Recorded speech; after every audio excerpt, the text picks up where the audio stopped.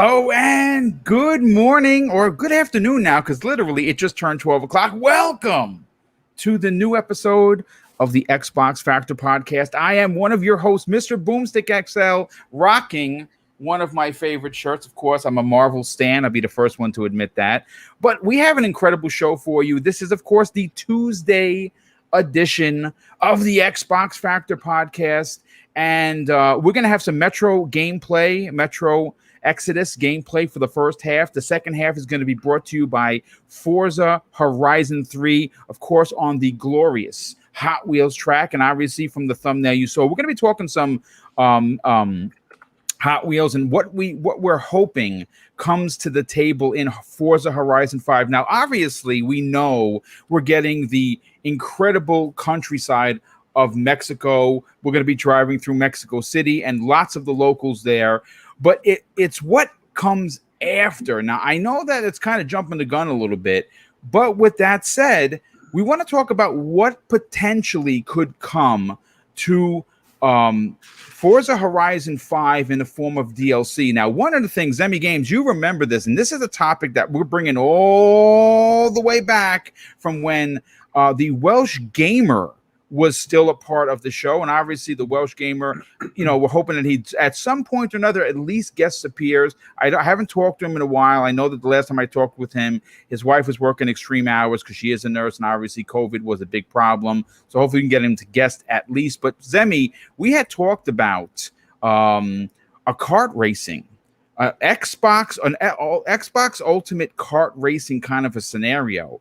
And I have someone that brought this up in Twitter, and I want to give him credit, but that's the topic we're going to cover in a bit. But let's get into the introductions. And of course, Zemi Games, I just mentioned you. How the heck are you? You got your Baby Yoda shirt on. You're looking fit. How's things, bro? Baby Yoda makes me look so much better than what I would. And Baby Yoda makes everyone look so much better. But no, man, I'm doing fantastic. I've been playing a lot of Dragon Age Inquisition. After I beat Mass Effect, it has just gotten me on a huge RPG kick that I just cannot shake.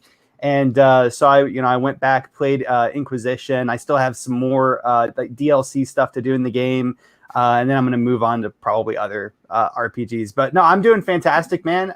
Been busy and can't wait to jump into the show, talk about all these fantastic topics that you have lined up for us today, man.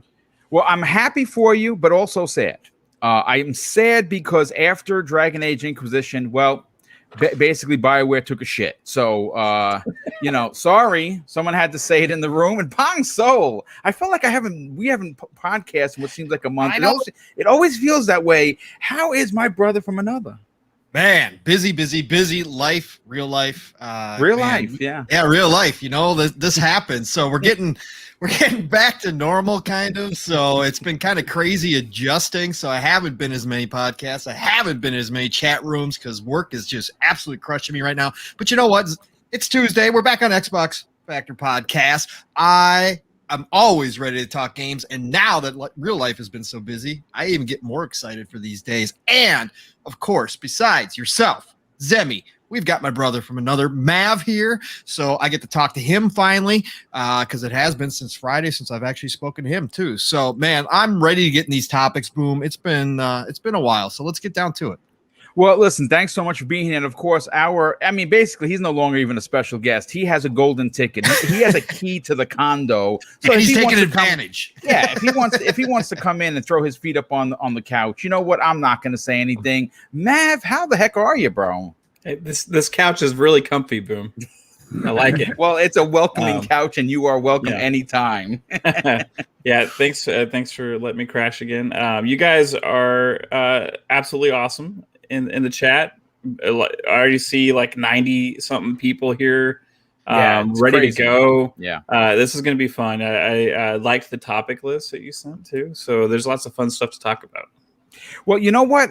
It's great to have you a part of the show, and you know what? I enjoy the cheekiness of social media, especially when it's Xbox throwing that shade. And of course, that is what we're going to open up with, because I went to Twitter this morning and I saw it was nice and sunny, and all of a sudden I saw this big black morning shade cloud come in, and I'm saying, who threw this shade up this early in the morning? And it, of course, was the opening salvo to get everyone's blood pumping on the panel, in the chat. And of course, this comes to us from the official account, Twitter account, I should say, of Xbox Game Pass. Now, these marketing geniuses have completely stolen the book from Sony. Sony, if you've heard me talk about this, even going back to Friday's Breakfast with Boom, seems to be a little out of sorts as of late. Now, I'm not sure what they did, who they changed, why they changed, but the masters of marketing seem to have, let's just say, tied their shoes together and are tripping all over the place. Well, this is what I woke up to, and here is what the official Twitter account of Xbox Game Pass had to say.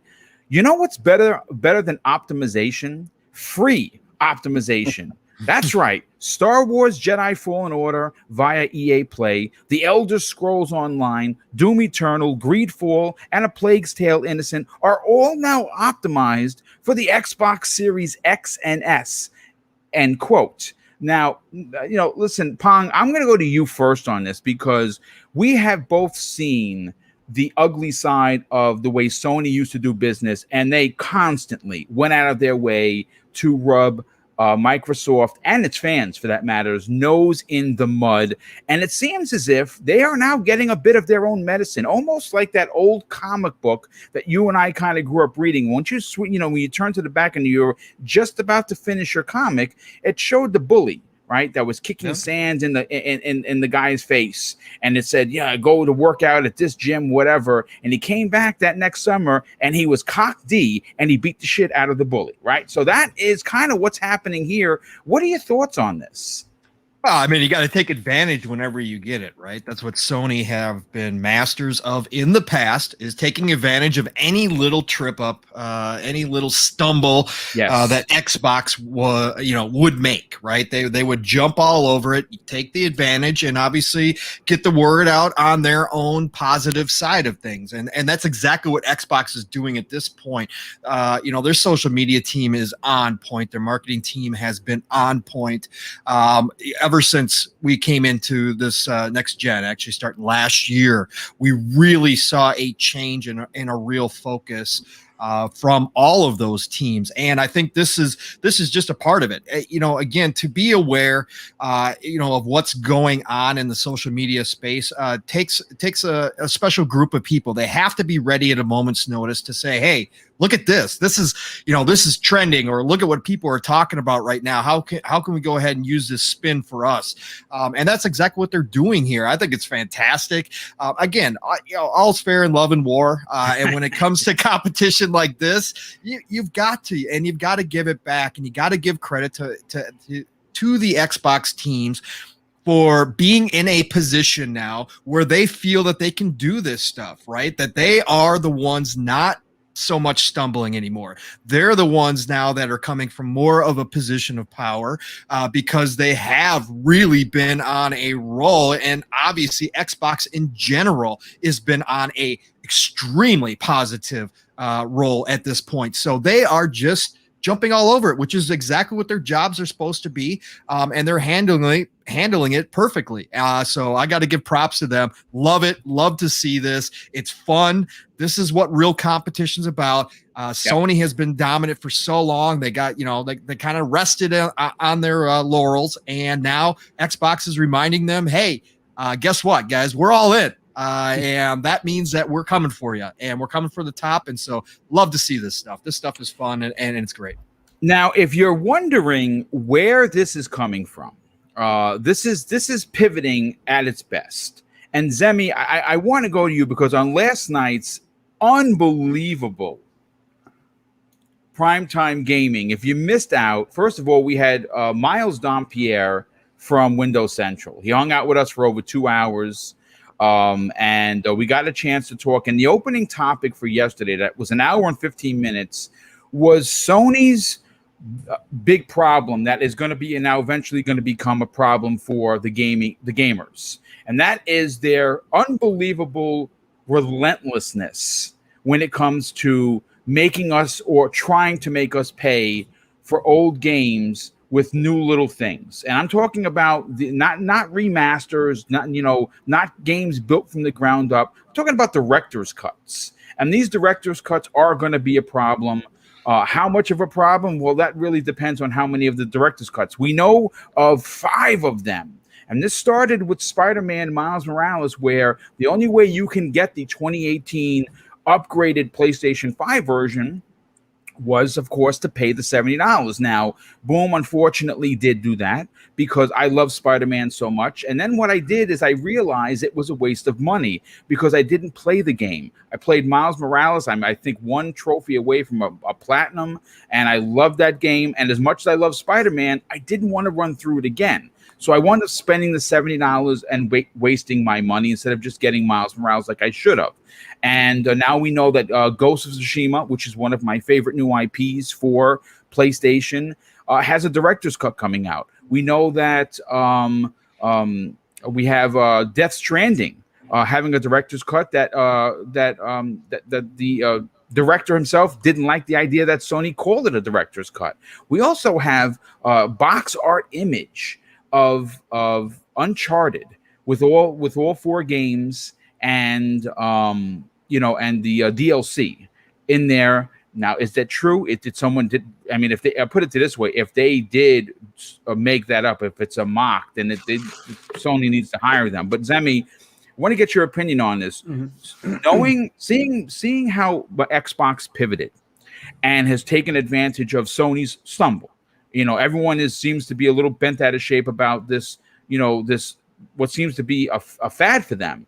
Of director's cuts and making people pay for the PlayStation 5 upgrade, because that's really what it comes down to. Like, for instance, Ghost of Tsushima's new island, Iki Island, is a $20 DLC, but it costs $30 if you want it for the PlayStation 5. Why is that? Because they're charging you $10 for the upgrade. They're saying that no, we're giving you lip sync and we're giving you a haptic trigger, but I already paid for the haptic trigger. Capability when I bought the PlayStation 5. So you want me to pay again? Mm-hmm. So now I'm kind of on the fence. Do I just wait for a sale or something? And do I support this madness? What are your thoughts on the cheekiness of Xbox Game Pass telling everyone that, hey, all the upgrades are free? Yeah, I mean, as Pong said, it comes from a position of power, right? It wasn't all that long ago on the grand scheme of things, right, that we saw PlayStation doing something very, very similar to this, right? With the this is how you share your games. Yes. And at that time, Xbox was very much not in a position of power, and they wouldn't be for pretty much all of the generation to follow. However, right now, today, Xbox is in a very, very strong position, right? They're doing the consumer-friendly practice of not making us pay extra for things that, we quite possibly have already purchased, or better yet, purchased on our previous console, right? Right. They just automatically upgrade whatever version that we have for whatever console we buy it for. That's the new way of doing it, right? The way that Sony, is currently doing it has kind of historically been done. But it puts Sony in a weaker position, and Xbox is just capitalizing on that the same way that Sony capitalized on this is how we play our games. I like that. I like the way that they're doing it. I think it makes a lot of marketing sense for them, and it's a strategy that quite frankly worked very, very well for Sony in the previous generation. I don't know how well the strategy is going to work for Xbox this time around, but nonetheless, it's still really, really, interesting to watch, fun to see. And it helps gamers realize that, if you don't want to pay the $50 for these upgrades, or the $30 for these upgrades, or whatever it may be, if you don't want to buy the same game multiple times, maybe go with Xbox, right? I agree. And it's just a nice, subtle, classy way of saying that, which I really, really like. I really like how Xbox isn't coming out and name shaming anyone, any company, anything. They're just basically saying, hey, we hear that, there's all these problems that you guys are having issues with. Our console doesn't have these problems, right? So maybe you should come check us out. I really like, their direction that they're taking this. For me, I think the best word to put on it is class, right? Yes.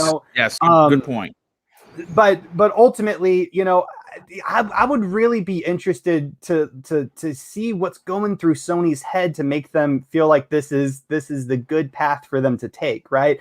Maybe this was in the plans, this was in the pipeline, maybe a year ago. Like they had planned to release these remastered versions this way, and they just didn't, backtrack on that previous statement or whatever it may be. But they are in not the strongest position right now, and they're doing these types of practices. It just makes me wonder why exactly they're doing that. But regardless, Xbox, they're capitalizing on it. They're doing a fantastic job, and we'll just have to wait, see how much more of this Xbox might do, and how big of an impact on console sales and people jumping into Game Pass, so on and so forth. What is the return on the investment for them? Taking this strategy straight out of Sony's playbook to use it for themselves. It's interesting. I want to read a quote because someone mentioned this on last night's Primetime Gaming. Lost Forever in the chat says PlayStation only has director's cuts, no new games this year. Mav, I want to grab your opinion on this because a lot of people, including myself, are still on the fence for Horizon Forbidden West. I feel that if this was coming out in 2021, Sony would have went out of their way during the 14-minute snippet or game slice, whatever you want to call it, and said right at the end, November, whatever, 2021. I know some people are saying, well, they're kind of waiting on Microsoft to drop the date for Halo. I don't think that's the case at all. I think that these director's cuts are a cheap way to say, hey, listen, we have exclusives that you love back for the PlayStation 5 and PS. By the way, here's, it's going to cost X, Y, and Z. And it's Sony's way of making new money with old games. Do you agree or disagree with that statement? Well, it's definitely a way to keep making money. That's for sure. The thing about Horizon, like they didn't say, and then they came out later and they said that, hey, it's up in the air, right? They're trying to hit 2021, but they don't know.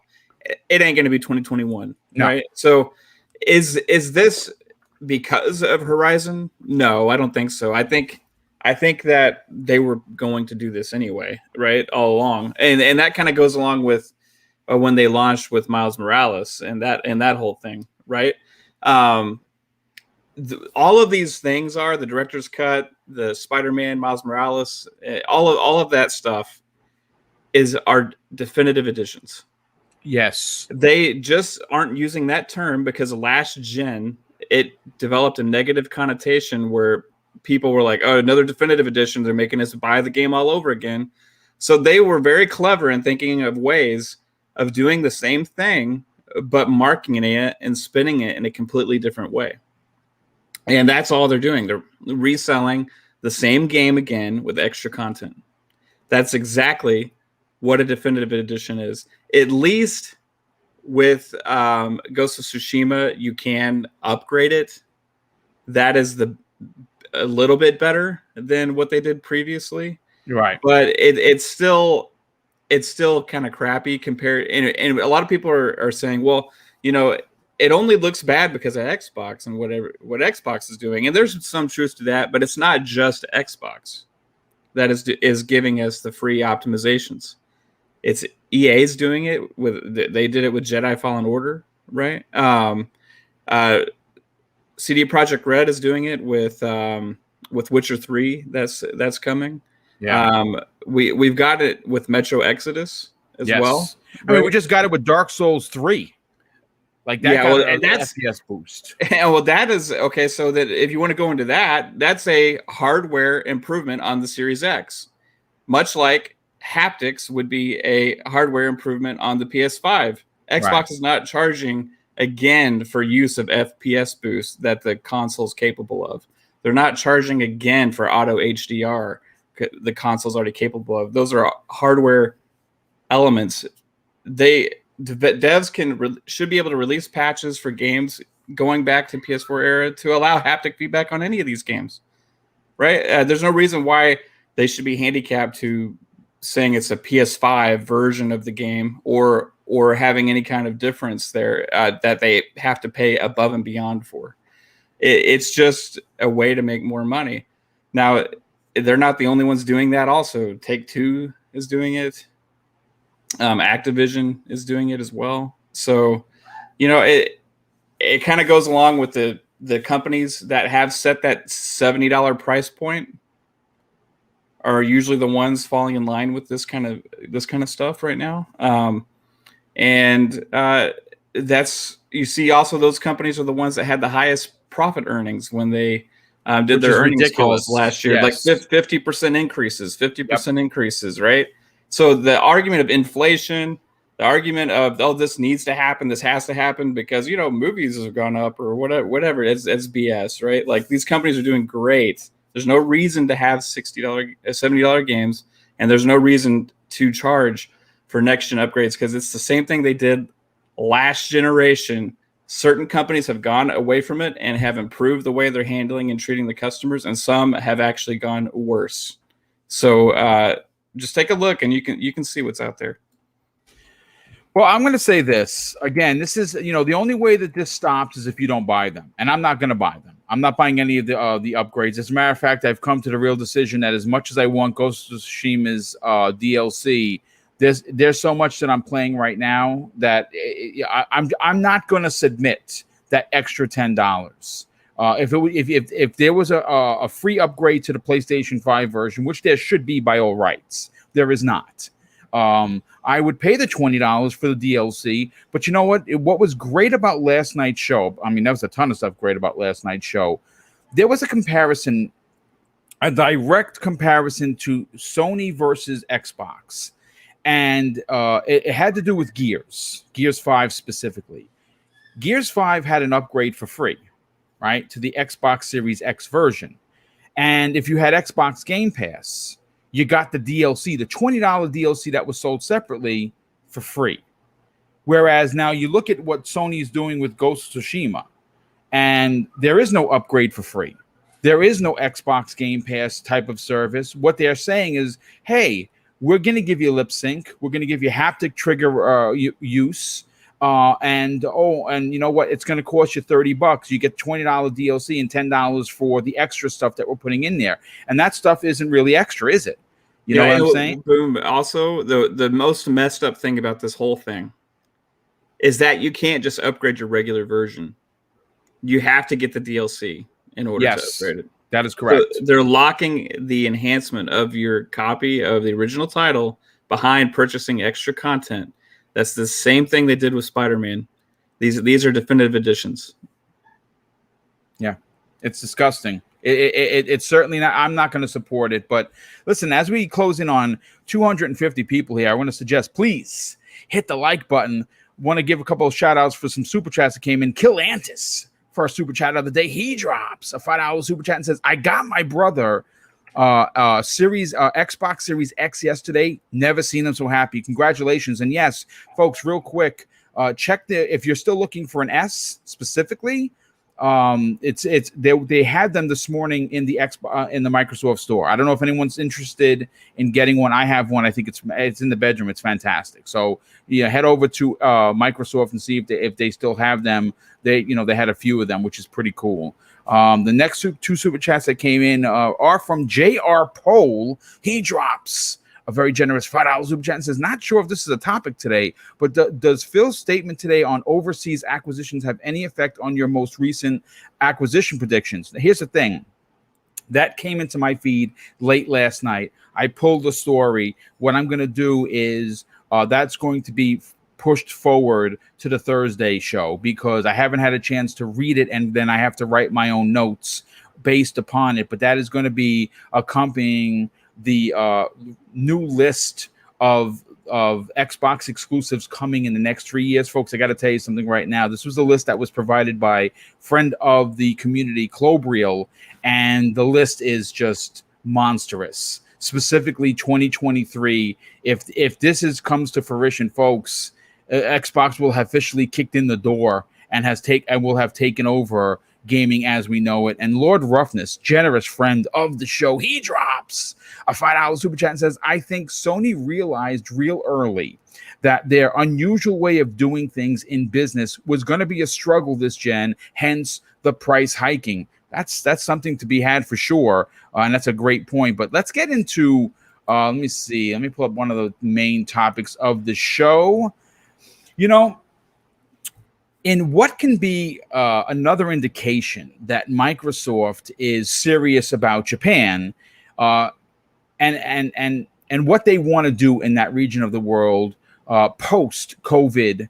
In a new interview with Famitsu Wave, Microsoft gaming technical specialist of global, well, it says here, I guess the global studio aspect of it, Junya Samada, has talked about their extended support for developers in Japan, including the big ones like Bandai Namco, and of course, the indie community, which is at this point, folks, if you weren't here last week, we talked about this directly, that right now, at any given time in Xbox's history, they've never had more game development kits out to Japanese developers ever. That says something, folks. Now, the area of focus here for Microsoft in game development in this particular program by Microsoft seems to be anyone and everyone that wants to be a part of the ecosystem in one way or another. And that goes from the big AAAs like a Bandai Namco all the way down to the indies. Now, what's interesting about this specific story is Microsoft themselves, Xbox, is focused on support for reforming the work styles in a remote work environment because of COVID. They're teaching these Japanese developers how to literally build their companies from working at home and making them still have a way to expand in the industry's ecosystem. I think it's a fantastic story. Now, this is probably a story that not many podcasts are going to talk about, but it's one you're going to find on the Xbox Factor podcast because obviously I think it's important. Now, one of the companies that were mentioned in being a part of this from the beginning was Bandai Namco, and they are now shifted the entire company to a cloud-based development work environment using the Azure service. Now, this Pong is pretty interesting because, you know, we've seen a lot of the other, you know, Japanese companies like a Square literally almost exclusively work with Sony to some extent. And we've seen a lot of Bandai Namco titles not only have the marketing rights for Xbox, but coming to the platform where in years before, Sony got them first, and we kind of got sloppy seconds.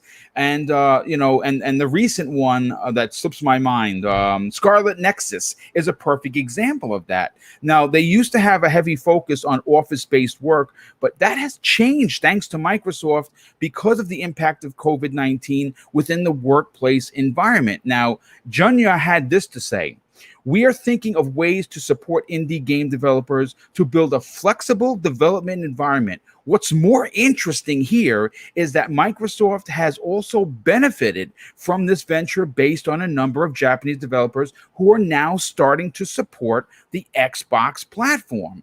You know, the story continues. Take, for instance, Yakuza is one of the series that was exclusive to PlayStation consoles, but now not only has been ported to the PC, but also released on the Xbox. As a matter of fact, the entire collection is available in Xbox Game Pass. And Zemi, I want to go to you first on this. Now, this may be considered by many a small step in a grander picture that will ultimately lead Xbox to potentially, again, this is a big potential, becoming as mainstream in this region of the world that has been very difficult for them, both as we see with Nintendo, the Nintendo Switch and the PlayStation 5. Now, granted, some people would suggest that maybe I'm going a little overboard here, but I don't think so, because obviously that region of the world is very mobile. And when I say mobile, it's why the Switch is doing so well there, right? Now, the PlayStation 5 is selling out every time it's there. 56,000 consoles per week from what we understand, which is significant. But with that said, being that Xbox Game Pass allows said gamer to get involved in the ecosystem for such a cheap price. They don't have to buy the box. And this could even benefit them better than Nintendo Switch's $300 or $350 OLED coming out at the end of the year. If you are, let's say, a gamer that plays in cafes with your controller in hand and your favorite tablet, you just have to pay $15. This could potentially have Microsoft leapfrog over both Sony and Nintendo. What are your thoughts on this? On this move to, to educate these developers in this region of the world? And it seems to be paying off. Yeah, I mean, this is definitely bigger news that we've heard Xbox, kind of have while operating in Japan here in like recent months. But like I kind of referred to it, I think a few months back. This is just another piece in the puzzle for Xbox's grand plan for Japan, right? Wait, that just rhymed. Huh? And that's just neat. That's just nifty, isn't it? But I really do feel that way, right? So for instance, right, they're looking for more business opportunities in Japan. Well, a great way of doing that and a great way of, networking with these companies is to find a problem that they are having and then give them the solution, help them fix whatever problem they're having. And from the sounds of it, it sounds like one problem that they were having was incorporating remote work into their development teams, right? So Xbox comes in, they help that with, their software, whatever. They're starting to build up an even stronger relationship. And of course that can result in, future, very strong future partnerships with Bandai Namco. Maybe instead of having Sony exclusives just automatically be outright, now Xbox can slide in to get these games released the same time that they're released on Sony, right? Which would be a huge advantage, especially considering how they're wanting to grow in Japan, right? Maybe not necessarily have, be the market leader in Japan, but if nothing else, be able to grow and have stable profits from that region, right?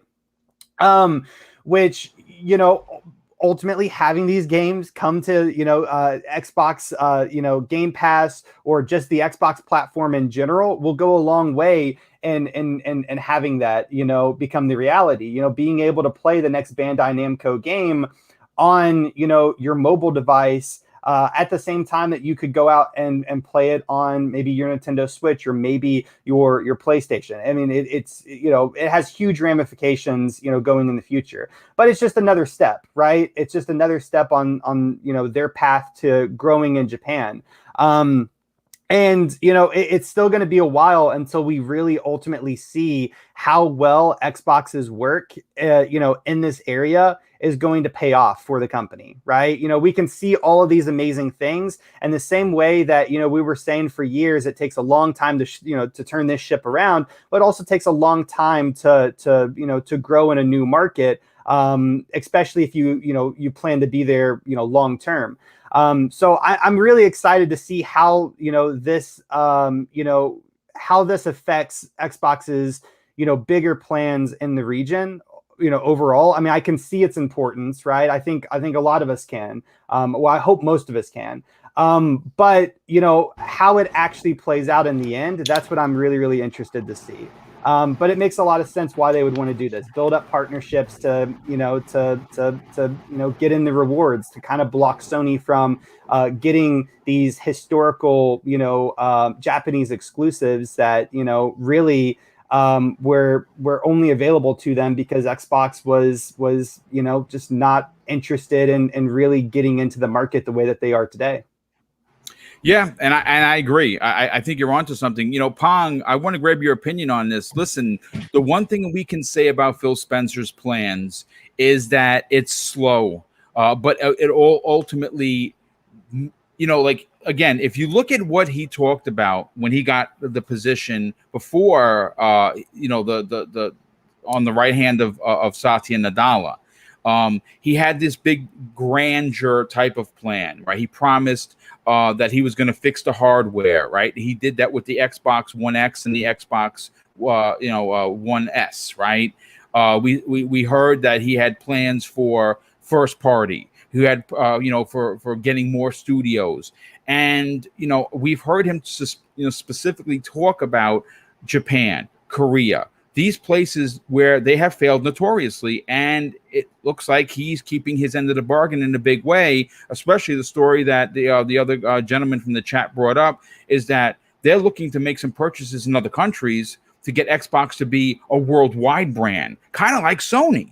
And they have the money to do it, and I'm very interested. What are your thoughts on the story about them teaching the development community in that region, hey, you can work from home and you can be successful. Just look at what we're doing. Yeah, I mean, boom, we've talked about this so many times on your show when it comes to Phil's vision and Xboxes in general and Microsoft, because it wouldn't be possible without Microsoft being behind Xbox now at this point, and Xbox being a pillar within the corporation that is Microsoft. Yep. When you look at what their plans are, when they started talking about 3 billion gamers, people laughed, right? Yes, they did. As a matter of fact, it's funny you should say that. He was mocked by the gaming media for that statement. Correct. Eyes rolled. They started talking about this years and years ago, and I've seen people try to bring up these old articles when they talked about this stuff back in 2017. About the same kind of idea, and trying to say, "Oh, we've heard this all before. This is the same dumb stuff." Again, but it's not anymore. This is now a reality. And when you take a step back, if you remove yourself from being just a fan or just a video gamer, and you take the satellite view, and you start looking at what that would mean and what it would entail to have these types of global domination plans in place, and what you would have to do to get there, especially coming from a Western corporation like Microsoft, who has had not the best of names previously decades ago. You see the shift that Satya within Microsoft has started to make with Microsoft itself as a corporation, and what they are trying to do to start opening up to the entire world and try to break through some of those old, those old stereotypes that Microsoft has been labeled with over the decades, and trying to tell everybody, hey, no, we're different now. They're coming at global domination from a different point of view. It's still their ultimate goal. I mean, again, we look at just, how many PCs out in the wild don't run on Windows, right? It's a very small, small percentage.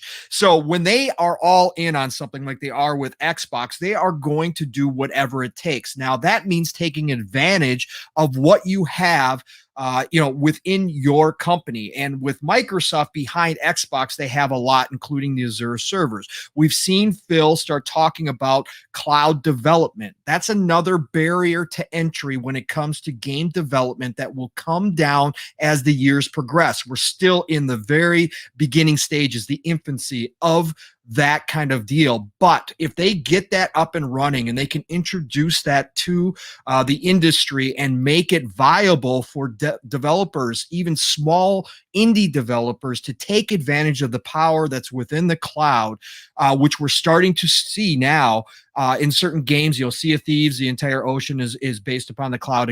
Flight Simulator would not be possible without the cloud. But we're talking about game development. That's going to allow more and more people to take advantage and to get into this industry. And I think what you're seeing here is Xbox, Phil, his team, going to these developers in the East and saying, look, we know times are really tough. It's been a tough transition for everybody. Things are still in flux.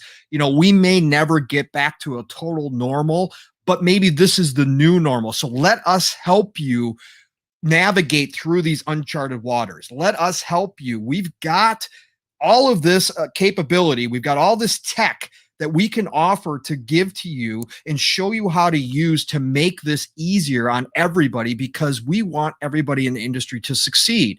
And what that does, like Zemi was just alluding to and talking about, was building these partnerships from a different avenue.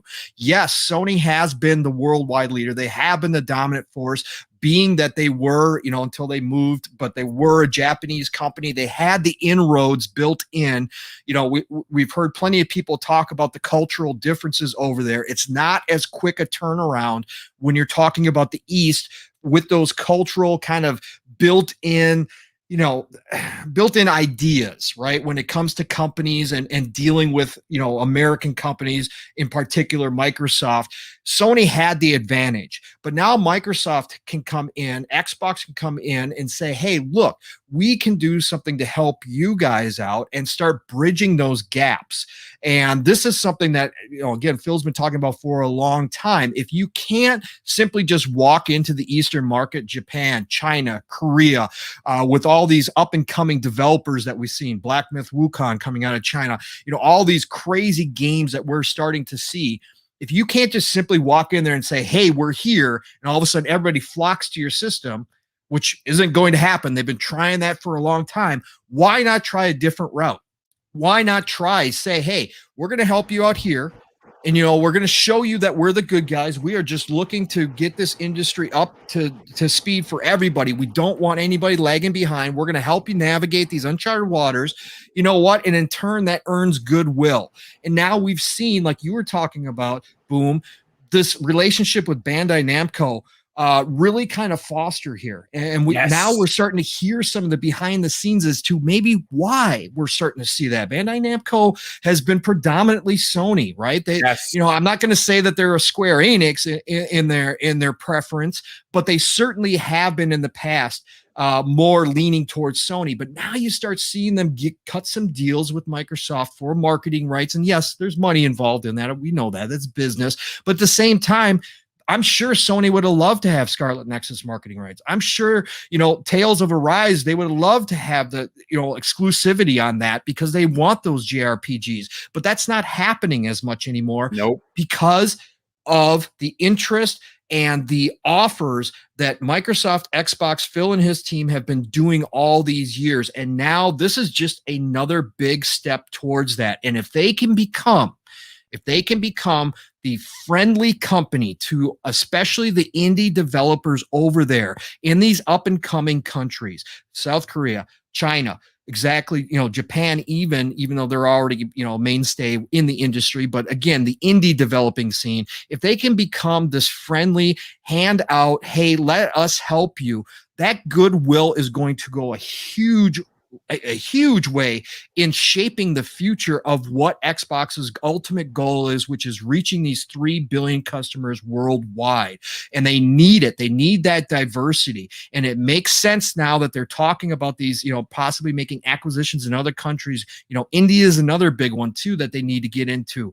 So again, if they're going to establish themselves over there, and they're going to do it, and they got to have a multifaceted front because it does not work the way that they used to try just by saying, hey, we're going to throw Xbox 360, we're going to buy, a bunch of exclusive JRPGs, and you guys are just going to love it. You're going to come to us and you're going to buy our system. That's not how it works. Right. So now they are fighting this front on all different sides, and they are fighting this war on all different sides, and they are starting to make progress. And that's what it means. This is not going to be an overnight success story. This is not going to be something we just wake up tomorrow and all of a sudden Xbox is the worldwide leader everywhere.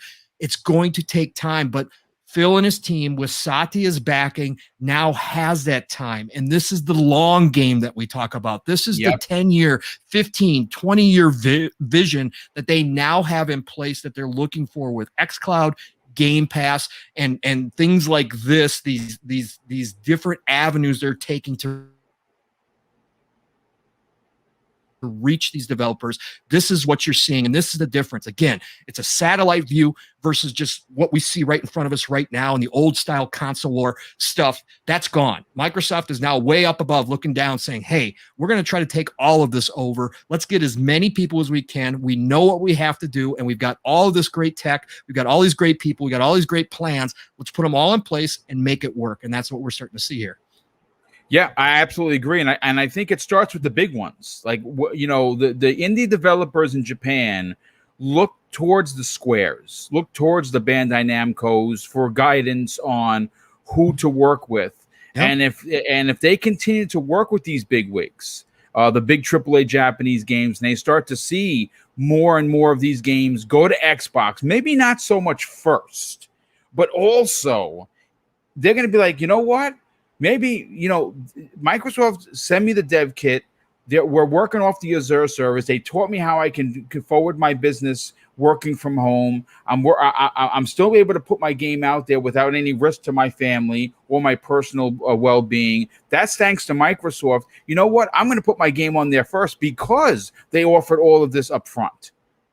Right, exactly. And the indie scene is just as important as the Yes. big boys. It can work in reverse, Boom, because Absolutely. the indie scene drives a lot of innovation in this industry. We know that.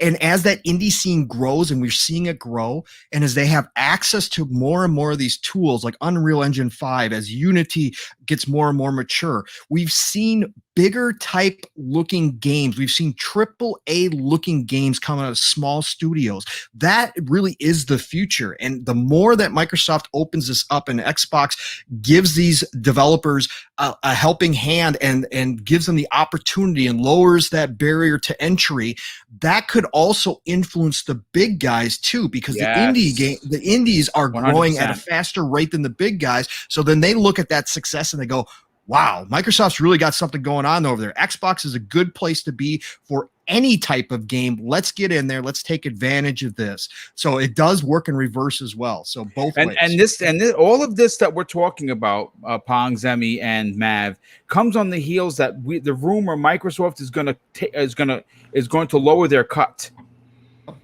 Right, so this is something else that Sony cannot do and probably wouldn't do. Mav, let's get your opinion on this, and then we'll get to topic number 3.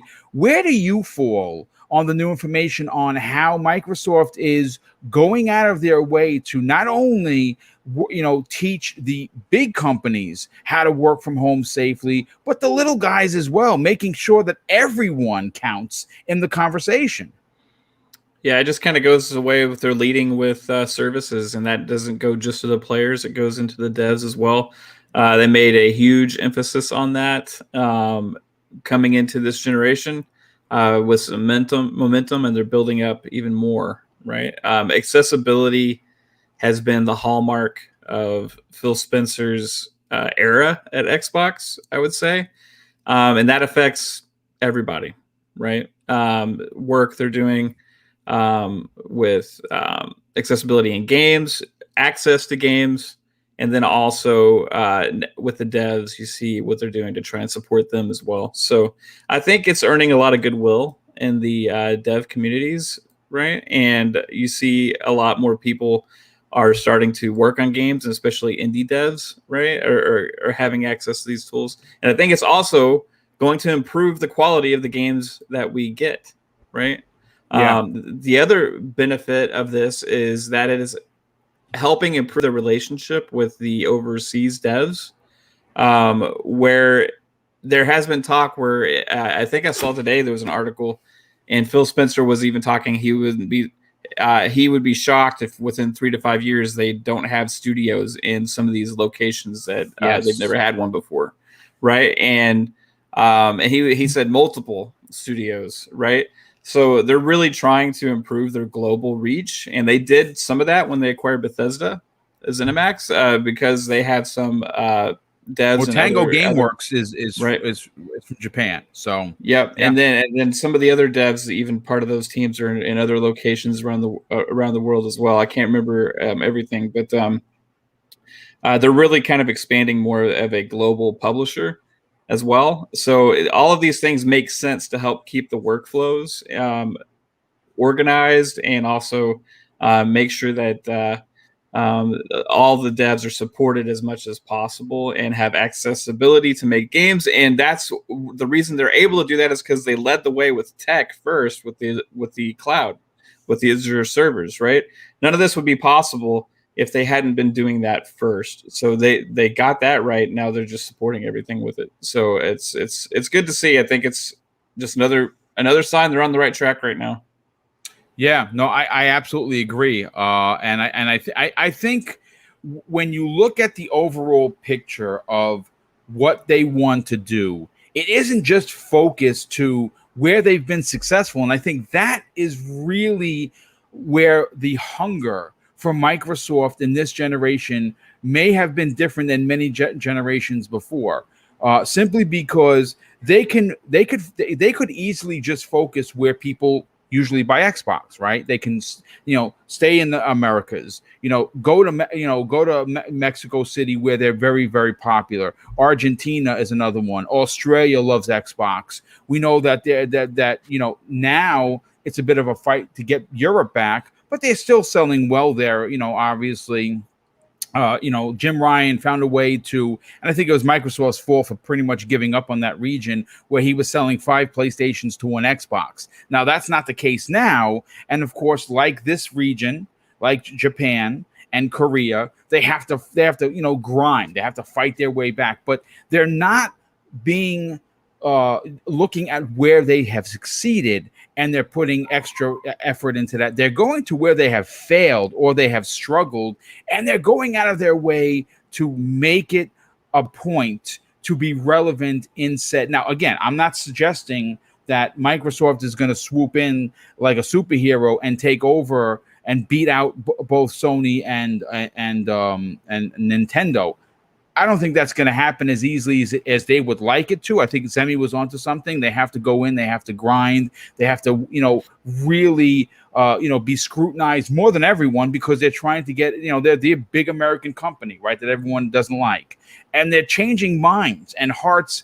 And I think that, again, this may, not the biggest topic of the day for sure, but one that I thought was certainly interesting, worth a conversation, and one you're only going to find here. Now, what I want to do is, while we have this playing on the screen, I kind of want to talk a little bit about our next topic at 12:53. Okay, so you know what? Let me, I want to talk about Deathloop for a second. Deathloop obviously is, we saw Sony bring that out at their State of Play.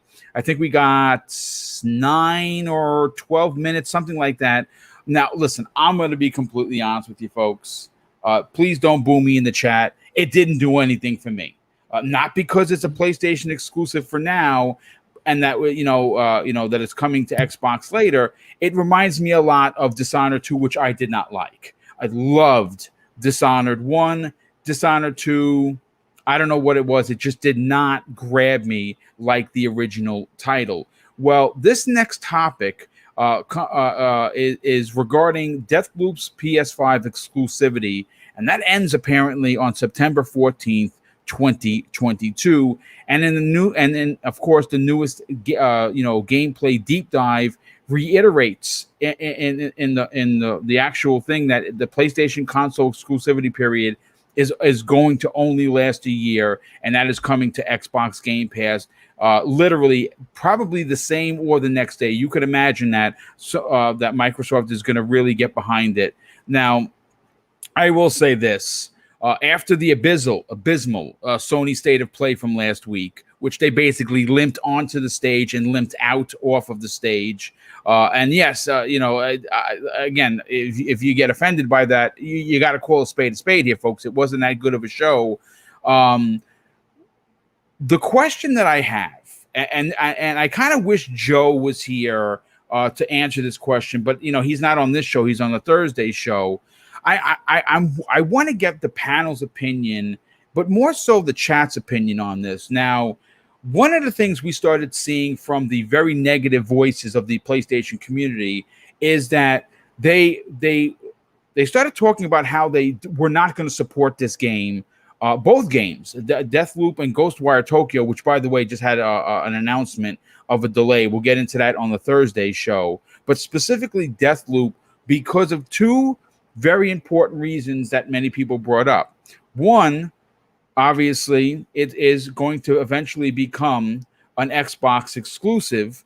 And if there's a sequel, well, I could imagine that it's only going to be on Xbox. So if you're a PlayStation-only player, you're not gonna get the sequel. You're gonna have to potentially go over and play on another platform. But the fact that Xbox fans, and actually people said this, are getting it free with Xbox Game Pass when it becomes available on Xbox. Now, folks, if you are the minority of these PlayStation folks that are pissed off that Xbox seems to be giving their shirt off the back to us, the gamers, well, then you know what? Your anger should really be focused upon Sony not doing the same thing for you. Now, granted, I have all three consoles. So if said game that I'm very interested in is on said console, I'm just going to play it first like I did with Final Fantasy VII.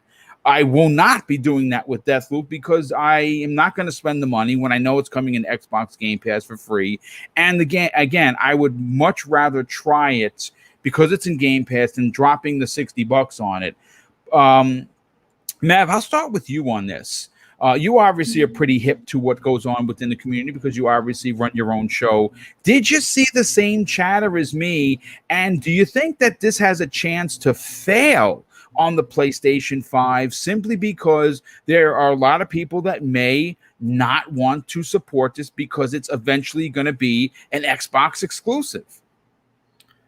That I haven't actually considered that aspect of it, the game failing because of the negativity. Wow. Okay.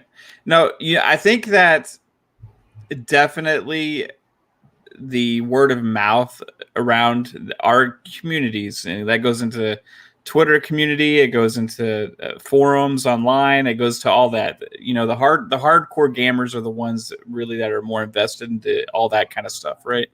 And once the word of mouth starts going around about something being bad, even if it's not, then it can kind of spread to the casual audience as well. And you see like the review scores from users online are bad, and then it can kind of create biases within the media and all that kind of stuff as well. So can I see it actually having an impact on the game? Yes. And the reason I'm thinking that is because we have a lot of examples of exclusives on platforms that are attacked for these very reasons, right? MLB The Show actually score dropped because of this as well. I don't know how it affected it in sales wise, but for one thing, I think it's kind of ridiculous. You know, it doesn't matter, right, that it's an Xbox Game Studio game now. This is the same game you were going to get before the acquisition happened. The contract is the same. Nothing is going to be different. They're actually taking their time to make sure that the game is complete and right, and done well. So, is the game for me? Not as much, because I didn't really like Prey, the new Prey, that much. I didn't really like Dishonored that much, so I'm not super excited for it. I did think it looked like high quality. I did think it looked good. I think there's an audience for it. What I'm hoping is the audience for that game really goes out there and plays it and enjoys it and just doesn't worry about what anybody else is saying, because there's a lot of that that goes on, unfortunately. And I hope it doesn't have an impact like that, Boom, because that would be a shame. It'd be a shame for the potential future of a franchise, right? Yeah, it would be, considering that it's a new IP. But again, some people don't support multiple consoles. There are some people that financially can't afford to do so. And if you're a part of that group, listen, I'm sorry for you. My vice is gaming. I don't have a lot of vices. It's where I invest, into a good sound system, a good TV, and the consoles to play games, because I'm a gamer. So I don't really care where I play.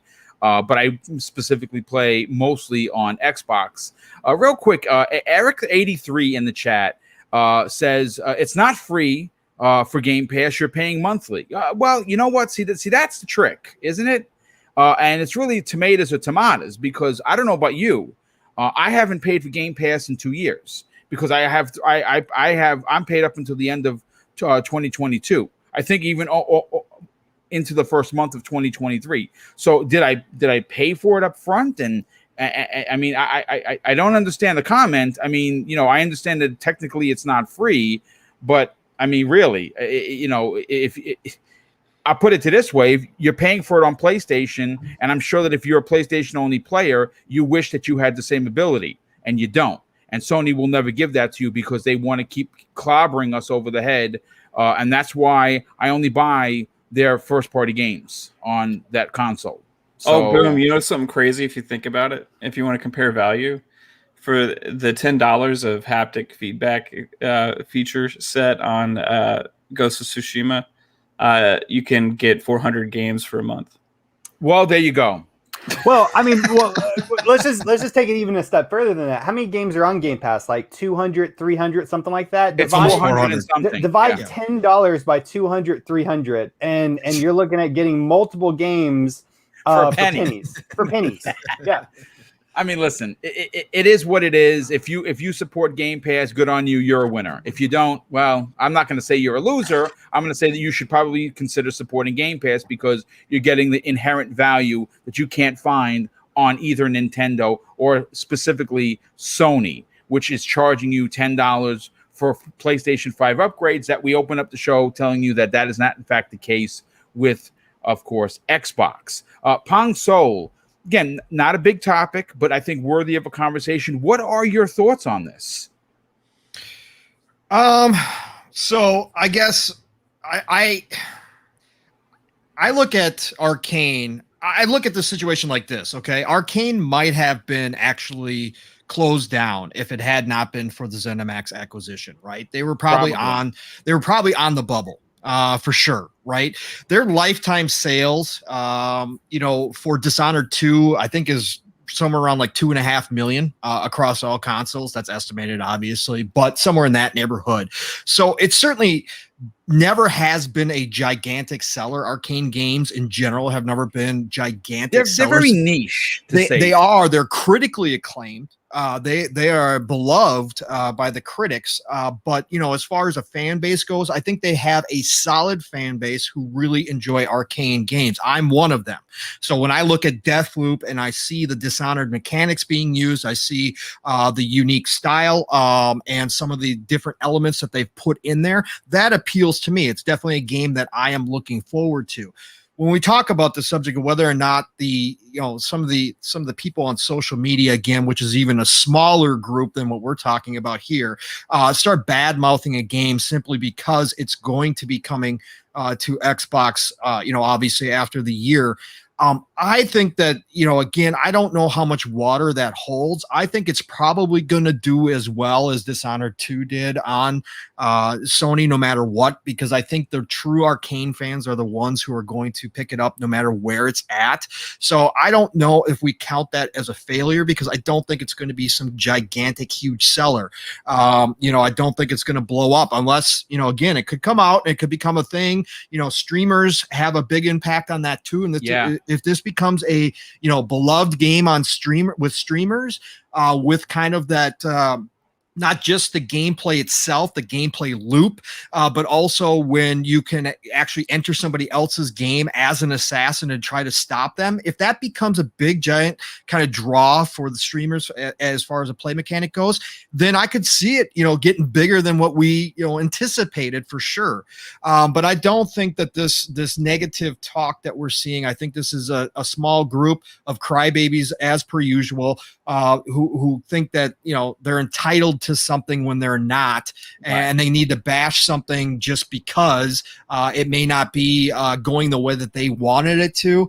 I don't think they have as big an impact as we might think at some point. I think if the game comes out, I think if the game again is another critical success, like most of Arcane's games have been, I think that will actually probably overwhelm any kind of any of this negative talk that we're hearing right now. And I think it's still going to do well on Sony's platform. And I think then once you see it hit Game Pass, again, with that small built-in multiplayer mechanic that they do have, it could get interesting on Game Pass. It'd be kind of fun just to see one of your buddies on your friends list playing it and all of a sudden pop online and hop in his game and come after him as an assassin. That'd be kind of fun, actually. Yeah. So I think that we'll see it flourish, obviously, on Game Pass. I think it'll definitely have a huge initial bump, from that. And then we'll see it, we'll see what kind of legs it has at that point. If it's one of those games that everybody tries out, a lot like Dishonored or Dishonored 2, and then kind of falls off of it afterwards. I think the Steam average gameplay time is around 15 hours, I want to say. I think I looked it up the other day. So we'll just see where it's at that point. But I think it'll do well on the PlayStation for the first year. I think we'll see it okay, and then I think we'll see a resurgence when it hits Xbox, hits Game Pass. Pass, all of a sudden you've got, 30, by that point, who knows, 40 million people on Game Pass, maybe even more at that point.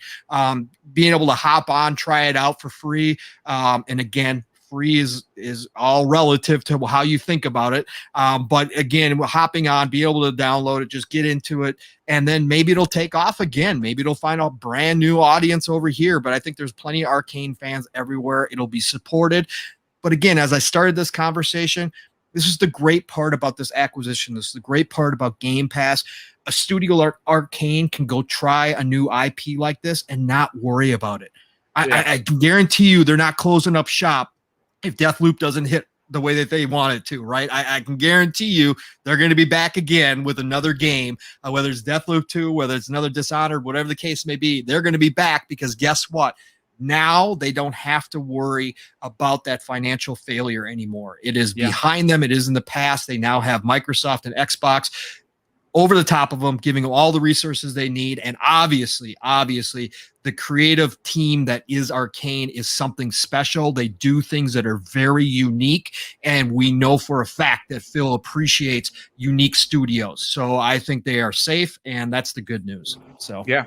Absolutely. Zemi Games, let's get your opinion on this, and we'll move on to one of the bigger topics of today. Today. What are your thoughts on this? Because, again, it's just chatter. Again, it didn't do anything for me personally. I like Arcane, but this game did not hit, and I'm not going to buy it on the PlayStation when I know it's coming for the Xbox 1 year later. I'm okay waiting because there's literally so much to play. But do you think that there is something to the chatter that people are not going to want to support this game because it is eventually going to Xbox Game Pass, but more specifically, the IP itself will probably, if there's a sequel, be on Xbox only? Yeah, I mean, I think that there's a lot of reasons to think that, it quite possibly, may not perform as well now as what it would have if maybe Bethesda, at least on the PlayStation side of things, if Bethesda didn't get acquired, right? Like, I think that there is solid reason to that, right? For a lot of PlayStation fans, why would you want to maybe play this game whenever you know that you're more than likely never going to get to play the sequel unless you go buy another console that honestly is probably not your preferred console, right? With that into consideration, with also taking in consideration the hardcore, audience, how negative could they potentially, how much negativity could they bring to this game's, release on the console? How does that impact, casual consumers, so on and so forth? I think that there is a lot of reason to think that, that this game may not perform as well in sales as what it previously would have before this acquisition. But with that being said, I think we also need to remember that Sony doesn't have a whole lot coming out, Right. and That's true. Releases for them, especially first party kind of releases, are kind of sparse, and that could definitely counteract any negativity that this game's launch might have. I hope this game comes out. I hope it's wildly successful. I hope tons of people purchase this game on PlayStation, because I don't want this game to fail or anything like that, like on any console ultimately, regardless of what PlayStation fans decide to buy, what they don't decide to buy. I don't think it has a huge impact on the game overall, because it's going to be the Xbox consoles that are going to get the exclusives, right? And it's going to and it's coming into Game Pass day and date. We've seen what the advantages of Game Pass are for getting a player base into your game, and so I don't think Deathloop is going to fail whatsoever. It may have reduced game sales on PlayStation for this reason or for that reason. We won't know until it happens. But ultimately, I think that the game's in a pretty safe position, especially with it being coming into Game Pass. If it comes on PlayStation with lackluster sales or so on and so forth, it's going to be a year after that it comes into Game Pass, and if past games coming into Game Pass are any indication, I would say that it's going to be very, very successful on there. As for me, I'm actually a little bit different than you, Boom. Whenever I first looked at Deathloop, I wasn't very interested in it, right? But the more I'm seeing it, the more I'm watching it, has gotten me more and more and more interested. And actually, after the state of play, I'm really thinking I'm actually probably going to buy the game for PlayStation so I can experience that haptic trigger for a first-person shooter, which is something I haven't experienced yet. So for me, I think I actually am going to get the game on PlayStation just to try out some more PlayStation features and so on and so forth.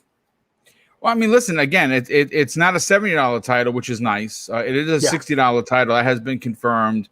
Which is great, and that's funny that's coming to PlayStation gamers as again it's a Microsoft owned IP now, but it's the fact that it's not $70 makes you scratch your head about the way Sony treats their fans. Well, and if I'm not mistaken, Xbox, ultimately, Bethesda Publishing is the people that are, publishing the game. They, choose the price. If I'm just wildly, ignorant here, they do choose the price, and of course, Xbox owns them. And it makes sense for them to sell the game at 60. That's what they do every place else. And if nothing else, the way that Xbox is treating maintaining their contracts is as fair as they possibly can. Yeah, which is admirable. It certainly is. And again, it's one of those things that I know that it's not really a part of the conversation per se, but it just makes you wonder how long it's going to continue before, because we know that all Sony's games are $70 and more. And they're not changing that. That's just the way it is. And they're not giving upgrades. And that they're really not doing a whole mess of things that Microsoft is doing. And I think that every time something is brought into the light, it's digging a deeper ditch for Sony. And I don't know. I mean, again, they're the market leaders. I think that there is definitely a cockiness here that we saw going from PS2 to PS3, returning in some sort of a way that they feel that they might be infallible. And I think that's going to come back to bite them. I honestly do. I'm not saying that they're going to fall off the face of the earth and then Xbox is going to win the day. I'm not suggesting that at all. I'm saying that, you keep doing moves like this that are considered consumer unfriendly or unfriendly practices. They're going to have to answer that one day. Now, is that today? Yeah. I don't know. Is it tomorrow? We'll see. But I definitely want to get on to the next topic. And I'm going to bring up some Forza Horizon 3 footage, which I cannot wait to see, because you're going to see how terrible of a driver I really am. And quite frankly, I am terrible. But I definitely want to thank a couple of people. Felix in the chat drops an outstanding $5 super chat and says, thank you for the thoughtful and informative and cerebral conversation. Love it. Keep up the great work. Well, thanks, Felix. Definitely appreciate that. And I'm glad that you are enjoying the banter. Brandon X drops a very generous $3 super chat and says, Game Pass is not free and Netflix is free. Okay. Listen, whatever, dude. I mean, I appreciate it. That's funny. Dan Lazaro, generous friend of the show, he drops a $2 super chat and says, if you play one game, everything after that is free. Indeed. And Mav dropped something into the chat. Sega just announced Company of Heroes 3. And I had to look what that game was because I normally don't play RTSs. So apparently that is a big deal. If you like Company of Heroes 1 and 2, Sega just announced Part 3. And that we're all caught up to date. So let's get into the thumbnail, folks, that I'm enjoying. If you can see that there's a significant amount of work that goes into these thumbnails, and I'm enjoying. I have finally found the style that fits Boom. So when you see these thumbnails, that's got to be for Boomstick's channel, and it's one of the things I struggled with, and now I have figured it out after all of this time. But I got to go into one of the topics I'm excited to talk about. Now, this one is it's not made up, because there's obviously some we had some new footage of Forza Horizon 5 get dropped by Playground Games on Twitter.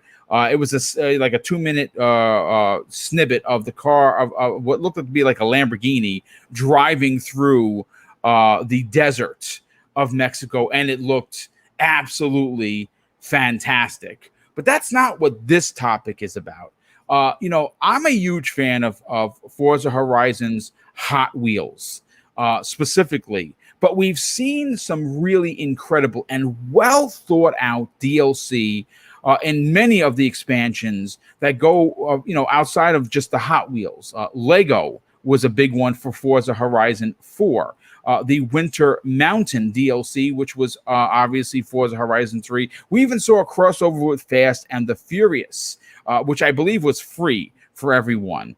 But many in this community have been asking, well, what's next for Playground Games when you start talking about expansions and DLC? Now, if you've been an avid listener to the Xbox Factor podcast, and I hope that you have, you remember a few years ago, I specifically wrote an original topic calling for Microsoft to invest in a Mario Kart inspired ultimate Xbox kart racing type of game, with Asobo Studios leading the charge. Now, obviously, that did not happen, but the reason why I decided to talk about this, well, listen, folks, the reality is there has not been a lot of Xbox news. So when you have two Xbox shows, you got to make them interesting so that you will stay tuned in, and hopefully you will enjoy this one.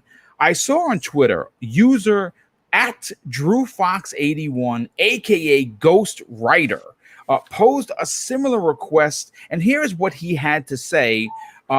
Going directly, and this question was directly for We Are Playground, which of course is their official Twitter handle. It says, after Lego and Hot Wheels, what crazy DLC will at We Are Playground have in store for us for hashtag Forza Horizon 5? How about Xbox Island, with a coastal area looking like Sea of Thieves, destroyed cities from Gears, open areas like maps from Halo, etc. A great way to celebrate hashtag Xbox 20. Now, listen, folks, I'm a big old nerd. I think you know that already. And I got goosebumps reading the guy's tweets because I think that it is an untapped market. Microsoft really works with a lot of teams, specifically Asobo, but of course, Playground Games being the racing geniuses they are. How crazy would it be to come out of completely left field and offer up a DLC that wasn't just standard, hey, we got some new cars in a new locale with, running on said tracks, really coming out of left field and offering a game within a game, like telling the fans, hey, we know that you love Mario Kart, right? Now, we have seen these kart racing games go from Sonic to Mario to even Garfield. Like, who the hell asked for a Garfield kart racer? But they had it out there. Now, we've seen Crash Bandicoot have a racer, and these things sell relatively well, specifically like Mario Kart. I mean, it's the OG, right? It's the big guy in the room. But man, wouldn't it be kind of dope if we could have a kart racing type of games with all of the characters that Microsoft has at their disposal? You can get a Conker racer in there. You can get a Banjo-Kazooie, which they had in the, I believe it was the Xbox version of the Sonic Racer. I mean, there's so many ways, and the track designs. I mean, you can go from hell itself in, of course, Doom to the beautiful forests of Fable, and it would be pretty dope. Now, again, I know I'm getting ahead of myself. This is probably not going to happen, but what if it did? Zemi, I got to go back to you because you were a part of that conversation way back in the days. Yep. Is there something to be said about a kart racer for Xbox using the incredible IPs for said racer? I love the idea. I don't like the idea as like Forza DLC because I think that that's like taking an amazing idea and just not giving it the justice that I think it deserves. So you think it should be its own game? I think it should be a standalone game, 110%. And there's a lot of reasons for that. I mean, we know that Xbox, they love jumping into multiple genres, and yes, it's true they have a lot of racing games, but they don't really have a very arcadey racing game. I guess you can kind of call Forza arcade if you want, but it's not really super arcadey. And I think that there's also kind of a relatively big lack of child friendly games, at least for the first party, category of Xbox, Xbox's lineup. And I think that this would fill that void just absolutely perfectly. In some ways it's kind of like, well, you're just ripping off what Mario Kart is, but is that a bad thing? Right? No, for Xbox's no, it is not a bad thing. Hey, having the Master Chief on like a little warthog or something, racing around, that like the Halo ring, having Marcus Phoenix, on I don't even know what the vehicle's called in Gears, but you know what I mean? Yeah. Having the Fable guy racing a chariot or something, or whatever. I really like the idea. I think that Xbox has enough characters, especially now since they are really getting into acquisitions, that just opens up the door on so many other potential characters and worlds that could come into an like an arcade racer.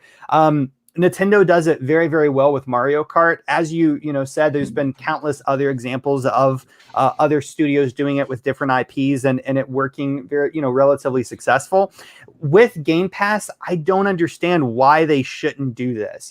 Have one game that encompasses all of the Xbox, IPs and franchises across all the generations. I think it would be fantastic. And a lot of the times we like to talk about how adding Master Chief to Fortnite would be an amazing idea because it would introduce this younger generation to characters that they've maybe never played on before. Doing that with a Kart Racer is the same idea as putting Master Chief into Fortnite, right? We're introducing a younger generation to all of these characters that they quite frankly may have never even seen before, which I think is highly beneficial and just really kind of magical as well.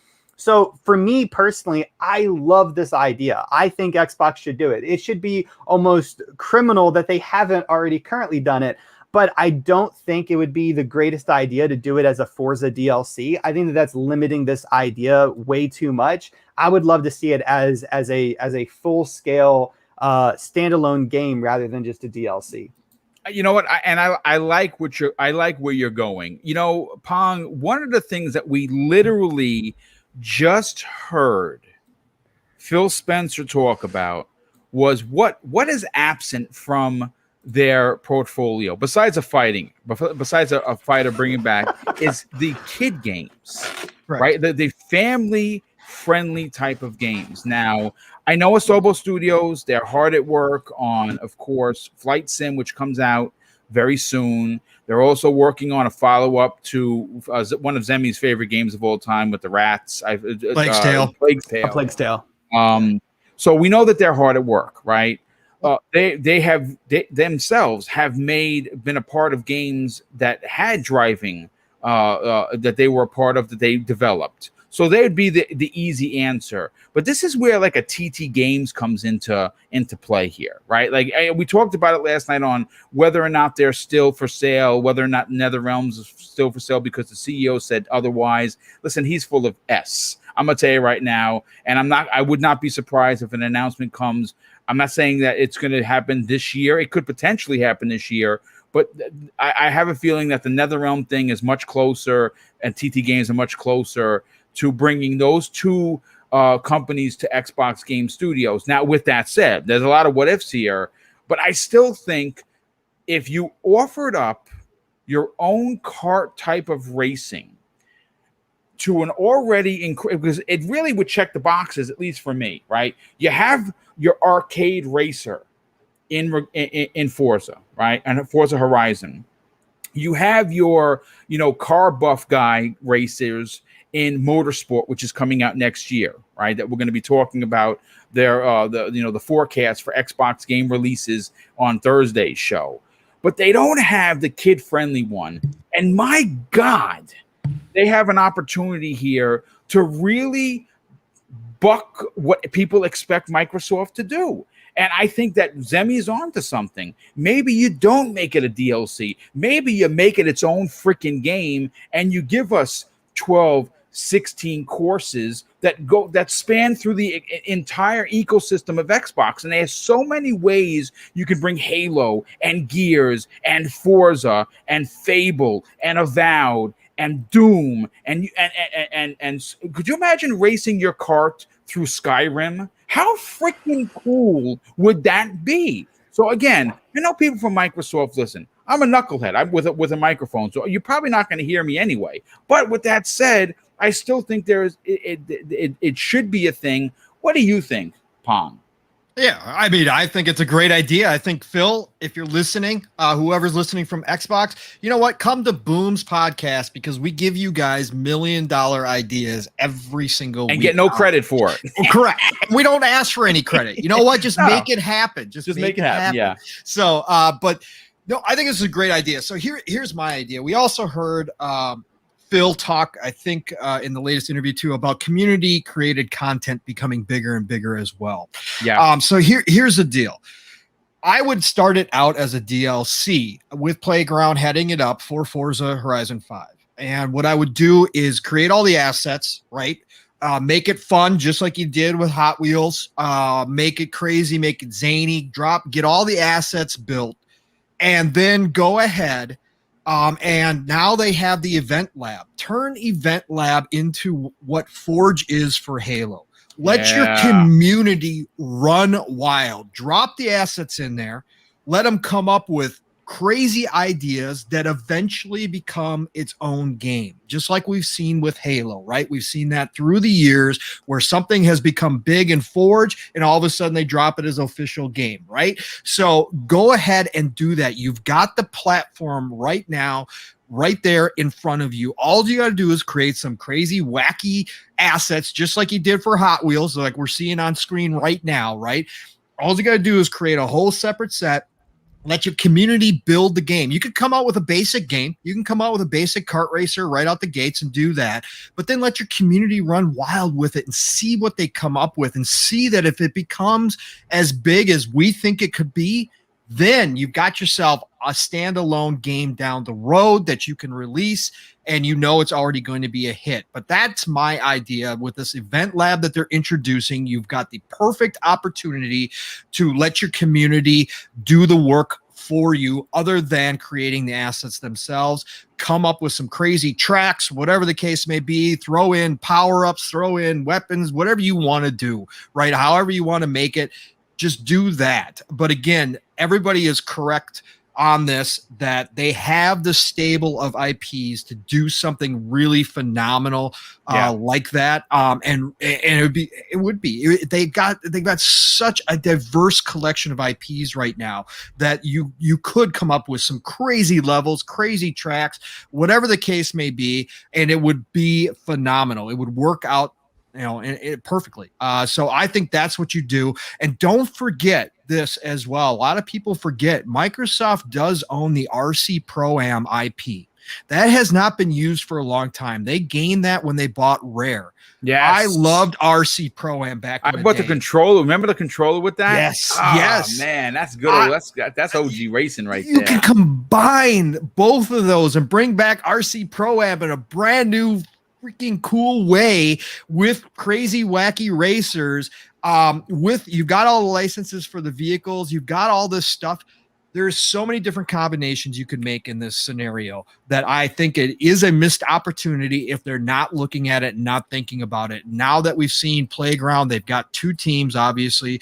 They are doing wonders. Obviously, Fable is going to be their next huge focus. And I know most of the team's probably going to move over to Fable once they push out Forza. But you know what? You could certainly make a smaller team to do something like this. And then, like I said, you don't even have to do the majority of work. Let the community do the majority of the work. Just expand Event Lab. Make it Forza's Forge version of Forge. Yeah, and just expand out. That's a fantastic idea. That's where I'm at. Yep. That's where I'm at. I mean, look, I'm going to say this.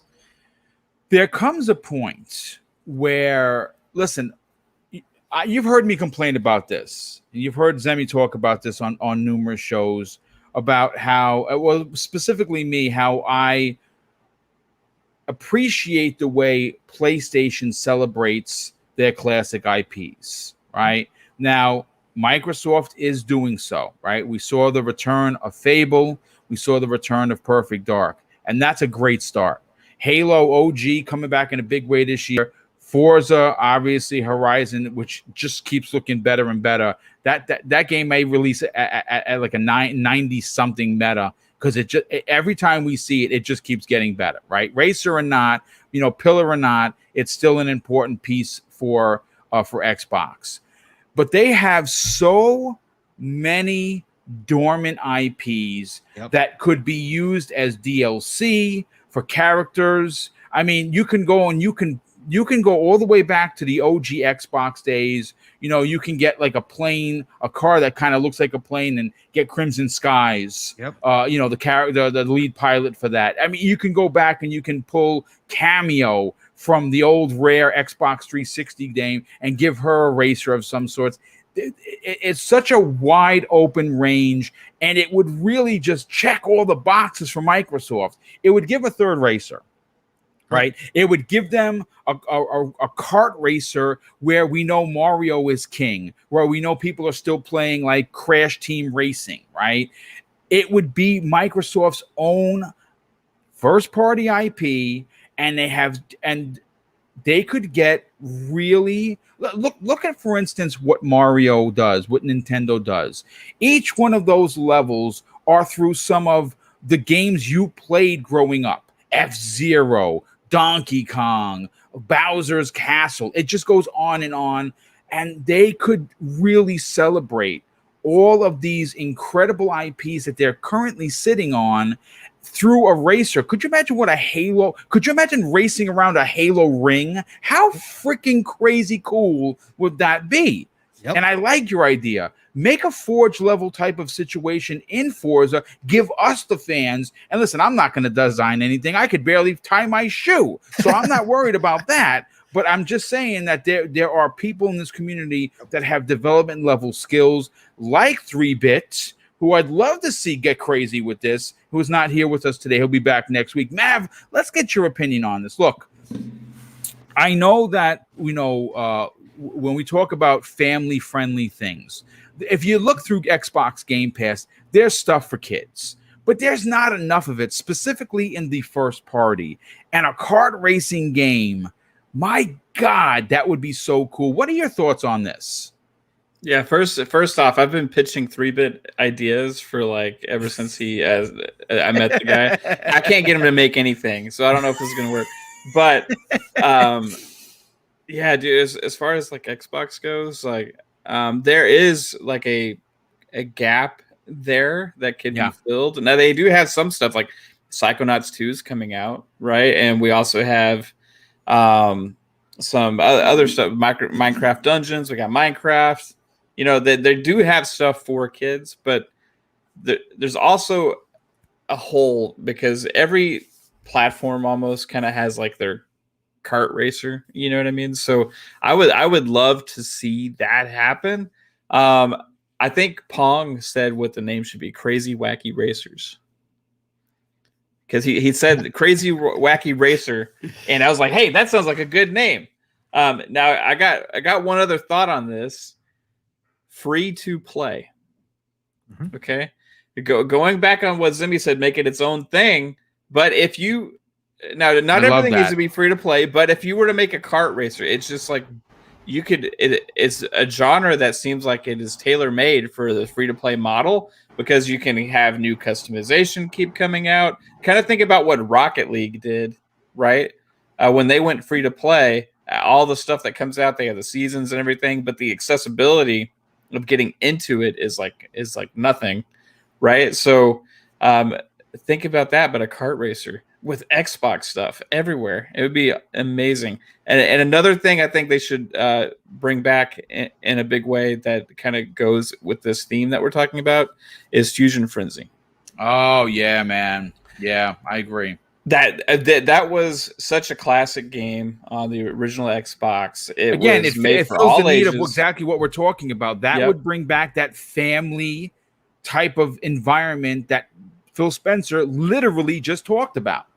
Yeah, and you could do a lot. You could make it more than just what Fusion Frenzy was. You could do a lot of different things with it, right? You think about like Fall Guys and stuff like that, right? So you could make Fusion Frenzy take it a step further, make it bigger, just go off that concept, right? So I think there's definitely room to improve. The question is who's going to make the games, right? And that's what Phil always goes back to with things like this. We know that Rare doesn't want to make Banjo. Right, that's confirmed. Right? Yeah, they don't want to do it. It's just curious, like who are they going to get, right? The TT Games thing makes sense, right? Because then all of a sudden they wouldn't necessarily come with the Lego license, so all of a sudden they're going to be making whatever you assign them, right? So they have the talent to make a lot of this kind of stuff. You say Asobo. I say another one would be Delilah. They're a good studio too. Yes. Playtonic. Playtonic. There's a lot of talent out there, but who knows if they're free or if they're working on projects currently, all of these type things, you know what I mean? So I definitely want this stuff to happen. And this is another reason why Xbox is still in the acquiring phase. As much as we all say, hey, they got 23 studios, everything's good. You know what? There's still room for more. Yeah. Because they have specific needs. Like Phil said, they don't have the team to build the Killer Instinct, right? They need a fighting game studio. I hope so. Like they need a fighting game studio, and they need some more of these type of studios as well. Another studio, I'm just throwing this out there, that I think could do something like that would be Double Fine. Yeah, because before they started working on Psychonauts 2, they were churning out a lot of smaller games more frequently, right? You had like the Costume Quest, you had Iron Brigade, you had Broken Age, you had a lot of games that were kind of releasing more succession. Now Psychonauts 2, they've been working as a bigger project. They've been working on it for a while now. That's one of the reasons I think it's going to be stellar. I think it's going to actually absolutely surprise a lot of us. But when they ship that game, they could be utilized in a way to get more of these type of experiences out. So we'll see what goes on with them after that. Yeah, I mean, listen, again, this was a fun topic. This is one I thought would generate a good conversation with the chat. It has, and I agree. I think that Zemi's onto something here. It almost would be I don't want to say a waste, because would it really be? No, because we get a kart racer. But I think that it's so important that it does warrant its own official release. And I got to tell you, Mav, what great addition to the conversation, free to play. I think that is freaking fantastic, because you get people from everywhere to play that game. And again, would it be as big as Fortnite? I can't say for sure, but could they team up with Fortnite and get the head, the face of Fortnite to have his own card in there? Yeah, they could. Yeah, they could. And you know something? It's again, this is something I don't think is going to happen. But I almost feel that it is a missed opportunity. And if anyone from Microsoft is watching, and we know that you do, I have that confirmed that they do. Man, this is an idea you might want to put toss around. I mean, I don't have the hotline to Phil, so I can't make the suggestion personally. But I can say that it is an idea that I think is worth taking a look at. Get people around the table, get a Tim Schafer to say, hey Tim, what do you think about this? Because we know that. Are they working on something else? Well, I don't know, but I know that they're hard at work in finishing Psychonauts 2, which looks freaking fantastic, and I cannot wait to get my hands on that. But before we do the outros and get everyone out of here, because folks, we usually do a 90-minute show. We're a little, for this particular show, the 2-hour show comes on Thursday. Got to thank a couple of people. Dan the Man Cunningham, good and generous friend of the show. He drops a very generous $5 super chat and says Microsoft needs another Fusion Frenzy with Banjo, Conquer, etc. You see, who said Fusion Frenzy before? There you go. That map. So there you go. I absolutely agree. Bay Area, generous friend of the show. He drops a $5 super chat and says, "What's up, Boom and Panel? Boom, you got me thinking now. When the Xbox when they get NetherRealm, and I like what you're putting down there, fella. How about a Smash-like fighting game with all their characters? You see, now you're getting crazy, and I love it, because we saw Sony do it, and it's a cult classic. Now, I don't know about the fighting thing. I say why not? Have all these types of games. They have the characters, but a kart racer, oh man, that'd be the chef kiss from me. That would be the chef's kiss from Boom to get a third racer, and I think that is great. You have your arcade type of racer with your Forza Horizon. You get your car enthusiast racer in motorsport, and your kid-friendly one, your free-to-play one that brings people into the ecosystem, especially at a young age, and you get all the wacky racing type of deals. I think it would be fantastic. Drawn TJ, generous friend of the show, he drops and it's very generous $5 super chat. Says, don't forget Microsoft reward point system can pay for Game Pass just for playing games. Indeed, it has. I am sitting on I think 30 or 40,000 points. It's the gift that keeps giving. It's ridiculous. But listen, folks, this has been a fantastic show. Hopefully you enjoyed it. If you did, hit the like button. If you're new, welcome. Please consider subscribing to the to the channel. We're on the march, folks, to 10K, and we're just under 1,400 away. And when that happens, Mrs. Boomstick and I are giving away 2 massive prizes: an Xbox Series X with a year of Game Pass, and a runner-up prize, which is not too shabby, an Xbox Series S with a year of Game Pass, simply for subscribing to the channel. And normally we don't run contests like that, but I really want to hit 10K before the end of 2021, and it would be a big deal for this small channel to hit that mark. Again, it's one of those for a YouTuber, it's like one of those important goals. You get your first sub, you get your first 100 subs, you get your first 1,000 subs, and for me, the next big goal would be 10K, and you get put on the I'm going to pay you a little bit of mine list for YouTube, because normally they don't really give a flying shit about you unless you're 100K or more, and that's the truth. But I'd like to get to 10K, and when we get there, we're going to celebrate with the community by giving away 2 monster prizes. We also have a contest coming next week.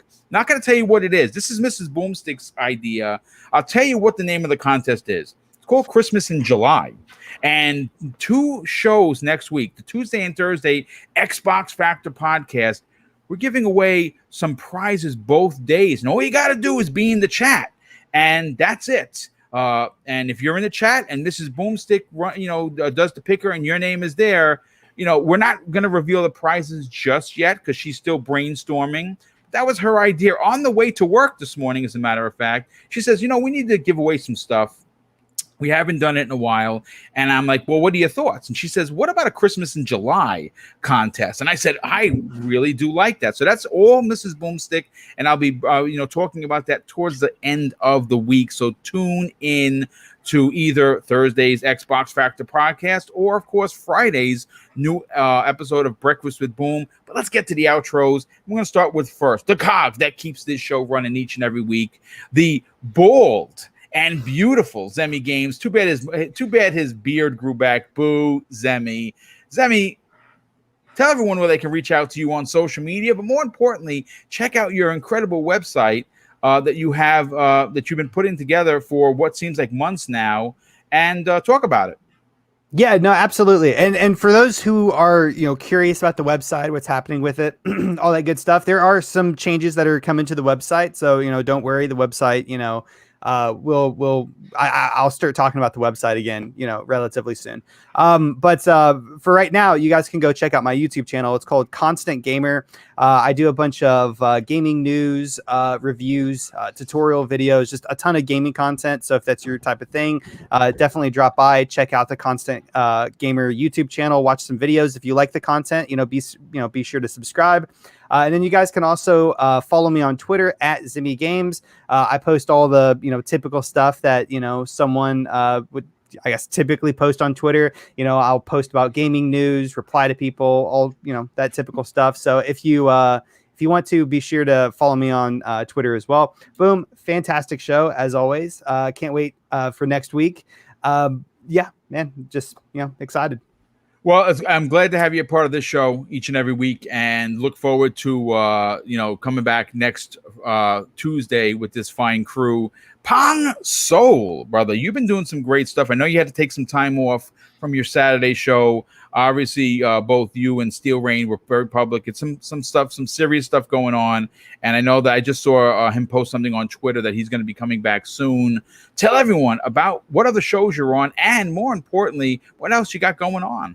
Absolutely, brother. Oh man, what another great show. God, it's so good to get back to talking about video games. Like I said, I've been so busy, man. I miss it. This is just an awesome way to start my day. Now I got to go to real life, but that's the way it works. So we're gonna enjoy this while it lasts. But no, anyways, thank you again, brother. Great show. Zemi, thank you so much, man. Of course, as always. I'm kind of disappointed we didn't get really a big Boo Zemi kind of moment today. He's slipping up a little bit. We need to get you back, brother. We need to get you back. So, of course, my brother from another, Mav, being here with my extended family is always awesome, especially since we were missing 3-Bit today. 3-Bit, I hope workday is going easier for you. But you guys can find me, Pong Soul, everywhere. Obviously, Xbox and Twitter. I'll be back on Friday, obviously, with Xbox Ultimate with the aforementioned brother from another, Mav, a.k.a. Fun Speculation, his amazing wife, Caitlin, and the rest of the Magnificent Seven Friday nights, 9 p.m. Eastern, 8 o'clock Central Time. Saturday morning, Steel Rain and I will be back with Living Split Screen. We appreciate everybody's understanding, love, and support. Again, real life happens. That's the way it is. There's nothing to be done about it. So we missed episode 16 last week, so we'll be doing episode 16 this week. Again, please come out and check us out. 10 a.m. Eastern, 9 o'clock Central Time, 3 p.m. UK time. And man, you know Steel and I are going to have a lot to talk about. We might go for 4 hours to make up. Who knows? Who knows? With him and I. So come check us out Saturday morning, and then Saturday night, the Shot Podcast with PTK Blam, Centurion, Fuzzy Belvedere, and Stag Gorilla. Stag may still be taking some time off himself for real life stuff, but that's where you can find us. Great show, 9 p.m. Eastern, 8 o'clock Central Time. But again, love you all. Chat, you guys are amazing. Some amazing people that show up all the time. It's just crazy each and every week. We appreciate you. We love you. And you had great conversations going on. So again, nothing but love and respect. Get out there, play what you love what you play, and we'll talk to you real soon. Yeah, thank you so much for that. Mav, want to get you on out of here, brother. Thank you so much for joining us. You've become a regular on this version of the Xbox Factor podcast, and we love it. And of course, want to really help you push your channel as well. You've been doing some great things over there. I know that you're really big on Twitch, and of course, your Friday evening show that I think a lot of people are starting to find and enjoy because of the crew. The Magnificent Seven that includes Pong Soul, includes your wife, which is ultra cool, and of course the rest of that incredible team. I mean, listen, what could you say? The proof's in the pudding. We love what you do over there. 9 p.m. Eastern Standard Time, Friday evenings, the Xbox Ultimate podcast. Talk about that and what else you got going on there, Mav. Yeah, Boom. Thanks again, as always, for the extreme support you show for us. It means a lot, dude. And yeah, we got Xbox Ultimate Friday nights at 9 p.m. Eastern. It's a blast. It's kind of like our main staples show that we've had on the channel for a while. Check me out streaming. I started a Plague Tale last night. Loving the game. I can't believe I put it off for so long. We also have two more podcasts now. I'm trying to play catch up to Boom. Boom's on 4. So we are now we're a 3-show channel now. So we have Fun Pop on Wednesday nights at 10 p.m. Eastern, and that is Marvel, DC, comic books, TV shows, movies, and all that kind of fun stuff. But we just announced a new show coming to the channel. Yes. And that is a different one. It's definitely different, and it's going to feature a lot more of my wife, Caitlin, as some of you know, as Fancy, and that's coming on Saturday. Oh, God help us. At 6 p.m. Eastern, and that is going to be the Mav and Fancy show. And we will have guests, and I guarantee you there will be shenanigans and lots of laughter. Who doesn't like shenanigans? There's a lot. There's going to be shenanigans. 18 plus for sure. Probably so. We'll see what all happens. We'll talk about games, but we'll also talk about whatever else. It's going to be a blast. So, guys, come check that out. And that's Saturdays at 6 p.m. Eastern. So starting this Saturday, Appreciate everybody. Well, we're looking forward to that and seeing what you bring to the channel. Obviously, yeah, listen, you know, I've tried numerous shows. Some things are great. Some things fail. I mean, never be afraid to try new things. And this seems like you're going to get a chance to go one-on-one with your wife, with guests. And I think that's super cool. I really think that you have something there. We're looking forward to definitely checking out yourself. And, of course, Miss Fancy, which I think that she says in a tweet recently that the dog is going to be Lil Fancy, from what we understand. Yes. But listen, folks, this has been a great show. It's fun, right? We come here, you come to hang out, you come to have fun. We talk about topics that may be a little bit off of the radar on many shows, but that's why you come here, because everything matters. And of course, we get into, you know, sometimes it's a serious conversation regarding a dev and how they're being treated by X whatever. And sometimes it's something like, you know, hey, listen, we want a kart racer in our lives, and Microsoft, you need to make this happen. But you can only find that here on Double Barrel Gaming and on the Xbox Factor podcast. And of course, I want to thank all the super chats that came in. The generosity continues to be humbling, more than words that I could speak. And of course, I want to thank the over 400 people we had here today. The support has just been crazy. And if you're new, please consider subscribing to the channel. The fun we had today is what you're going to get each and every episode. And I do 4 live streams per week. Yes, it's a lot of work, but I absolutely love it because I'm retired and I can do it. So, folks, I'll close out the show with something that's important to me. Hopefully, one day it'll be important to you. And that's something that my dad taught us when we were kids. And he said, son, treat others how you want to be treated. And also, it doesn't cost anything to be nice. You live by those rules, and I can guarantee you, you're going to have an awesome day. So take care, everyone, and we'll see you on Thursday's newest episode of the Xbox Factor podcast.